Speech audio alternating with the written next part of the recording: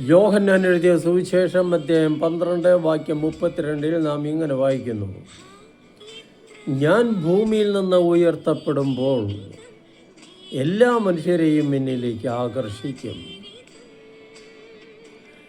യേശുവിൻ്റെ ഈ വാക്കുകൾ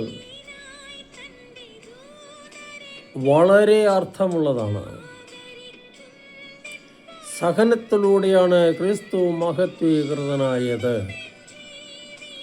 അപമാന ചിഹ്നമായ കുരിശിൽ ഉയർത്തപ്പെട്ടപ്പോൾ യേശു കോടാനുകൂടി മനുഷ്യർക്ക് പ്രചോദനമായി. ആ കുരിശ് പോലും പരാജയത്തിൻ്റെ, ദുഃഖത്തിൻ്റെ, അപമാനത്തിൻ്റെ ചിഹ്നമായ കുരിശ് പോലും മഹത്വീകരിക്കപ്പെട്ടു. ഗോതമ്പ് മണി നിലത്ത് വീണ് അഴിയുമ്പോഴാണ്